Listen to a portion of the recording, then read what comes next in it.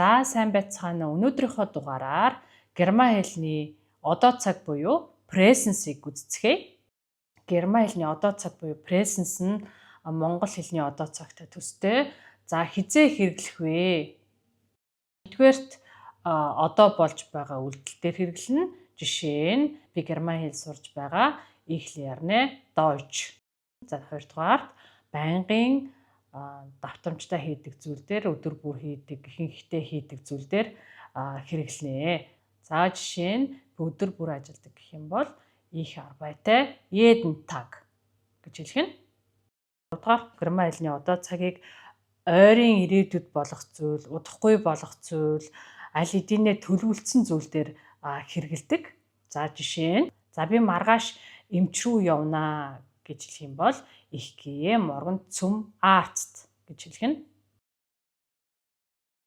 За герман хэлний үйл үгийг одоо цаг дээр яаж хувиргах вэ? За энийг хэдүүлээ одоо үздэцгээе.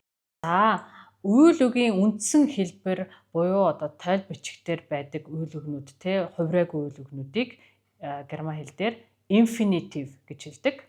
За жишээ нь machen, essen, gehen. За герман хэлний үйл үг нь дөрмөөр хувирдаг үйл үг гэж байна. Дөрвөн бус хувирдаг үйл үг гэж байдаг. За дөрвийн дагуу хувирдаг үйл үг нь яаж хувирдаг вэ гэх юм бол infinitive буюу хувираагүй үйл үгээ аваад en гэсэн хэсгийг нь хасаад за тэгээд хойно нь дагуур залгах нэ. Үйл үгийн язгуур өөрчлөгдөхгүй зөвхөн дагуур залгаад хувирна гэсэн үг ээ. Machen гэдэг хийх гэсэн утгатай үйл үгийн en гэсэн дагуурыг нь хасаад за тэгээд mach гэд нөгөө язгуур нь үлдчихэж байгаа тийм mach гэ язгуур үлдчихэж байгаа. Язгуур дээр нь за дагуураа залгаад явчих нэ. Энэ үгийг одоо хэдүүлээ эзэн бие дээрээ хувиргая. За machen ich гэсэн эзэн бие дээр ich mache болох нь би хийж байна. За чи хийж байна гэх юм бол за ist гэсэн дагуур залгах нь за du machst болох нь чи хийж байна. За sie es дээр адилхан хувирна t гэсэн дагуур залгана. Macht болох нь за wir machen. Энд en залгах нь хойно нь бид хийж байна. За ihr t гэсэн дагуур залгана. Ihr macht болох нь sie machen тэд нар хийж байна. Sie machen та хийж байна. Ich гэдэг дээр залгана. Du гэдэг дээр ist залгана. Sie es дээр t залгана. Wir гэдэг дээр бид гэдэг дээр en залгана. Ihr гэдэг дээр t залгана.